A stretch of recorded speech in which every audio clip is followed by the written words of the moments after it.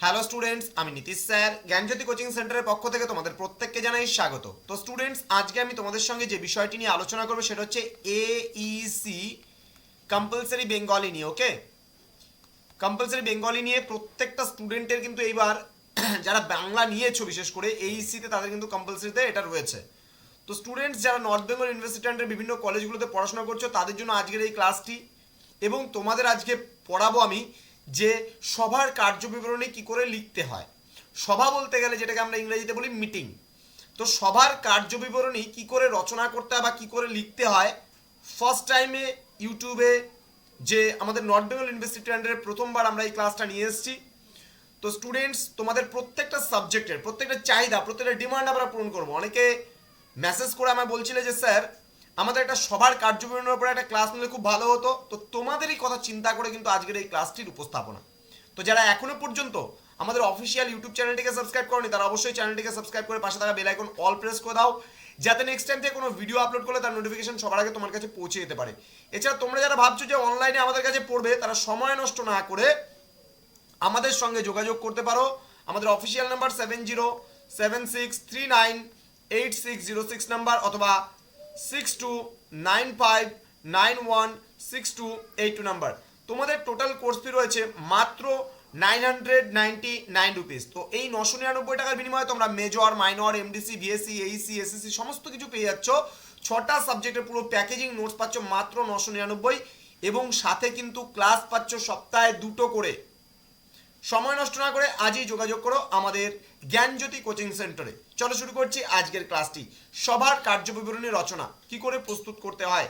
তোমাদের এটা মার্কস কিন্তু 5-এর জন্যও আসতে পারে, অথবা মার্কস কিন্তু 10-এর জন্যও কিন্তু আসতে পারে। সুতরাং দুভাবেই কিন্তু এটাকে পড়তে হবে।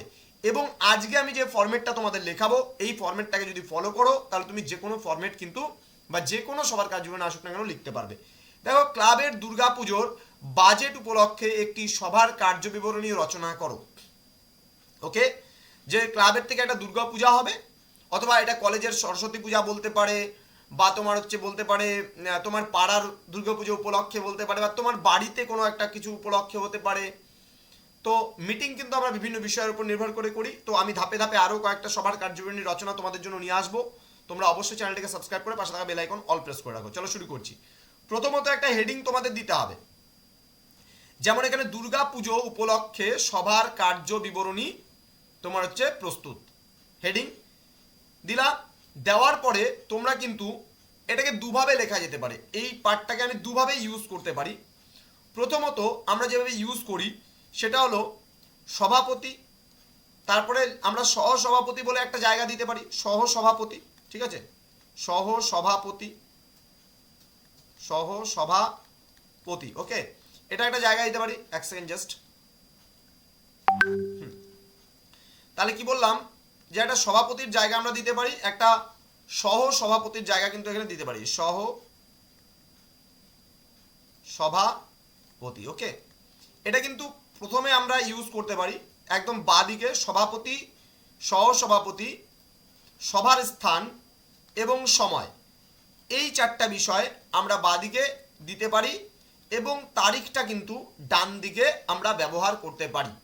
ঠিক আছে, তারপরে লেখার বিষয়বস্তু আমরা দেব। যেমন বলছে অদ্য মানে আজ, ইংরেজি 27শে মার্চ 2024 বিকেল 4 ঘটিকায় দয়ারাম জ্যোতের মিলন সংঘের ক্লাব ঘরে মাননীয় রতন রায় মহাশয়কে সভাপতি নির্বাচন করে, এবং আরেকজনের নাম লিখে তুমি বলতে পারো মাননীয় দয়াল দাস মহাশয়কে সহসভাপতি নির্বাচন করে, এবং উপস্থিত সদস্যদের বা সভ্যগণের স্বাগত জানিয়ে বা সভ্যগণকে স্বাগত জানিয়ে সভার কাজ শুরু করা হলো।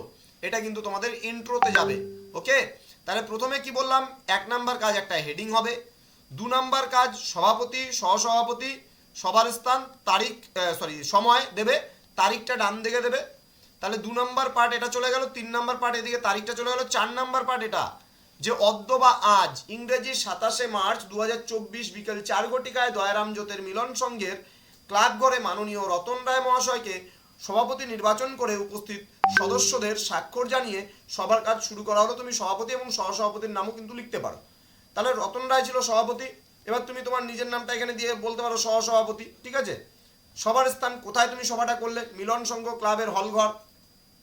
ওকে, সময় তুমি 4 ঘটিকা হলে সন্ধ্যা দিবা, এখানে সন্ধ্যা 6 ঘটিকা দিতে পারো, ঠিক আছে, অথবা বিকেল 4 ঘটিকা দিতে পারো।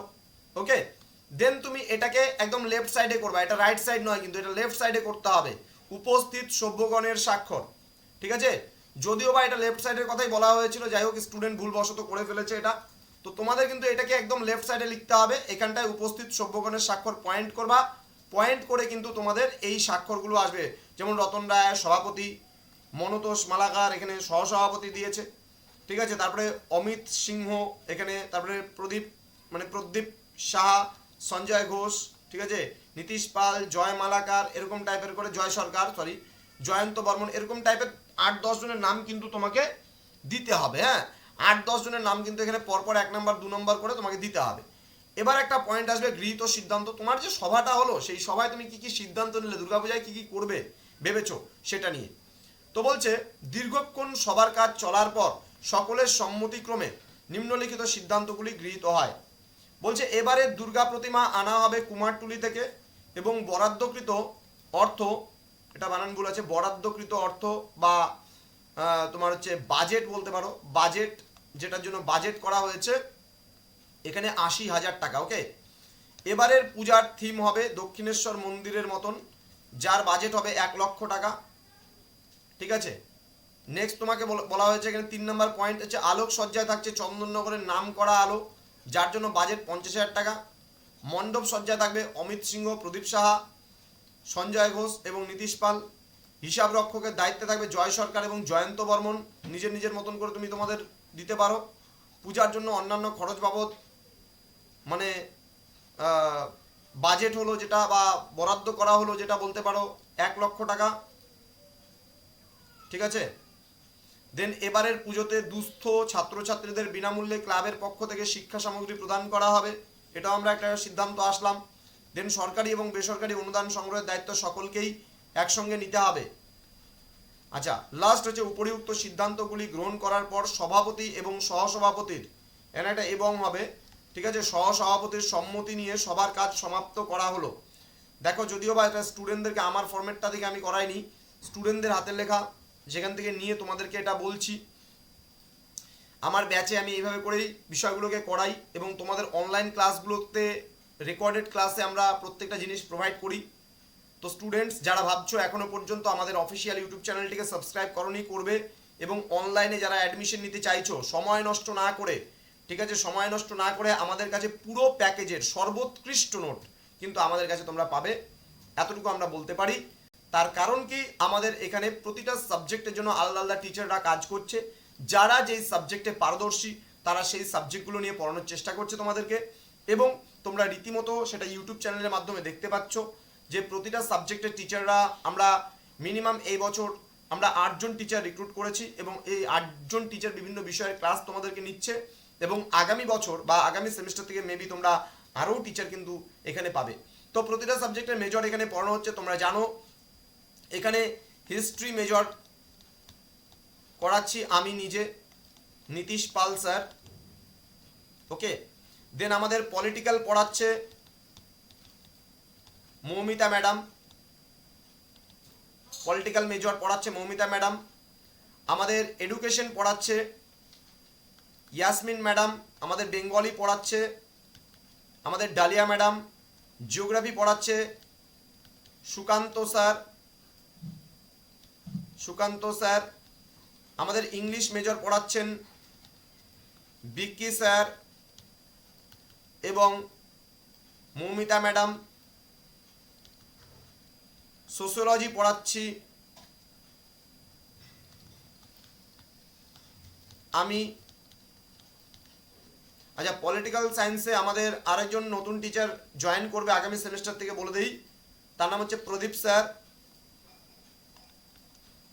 ওকে, তো তখন কিন্তু প্রদীপ স্যার যখন থেকে শুরু করবে মৌমিতা ম্যাডাম ইংলিশে চলে যাবে, বিক্কি স্যার ইংলিশ করাচ্ছেন। তো এইভাবে প্রতিটা সাবজেক্টের জন্য দেখো 1 জন 2 জন 3 জন 4 জন 5 জন 6 জন তোমরা এখানে দেখতে পাচ্ছ আরও টিচার আছে, তোমরা দেখতে পারো তাদের ভিডিওগুলো তোমরা পাও যে ইউটিউব চ্যানেলে।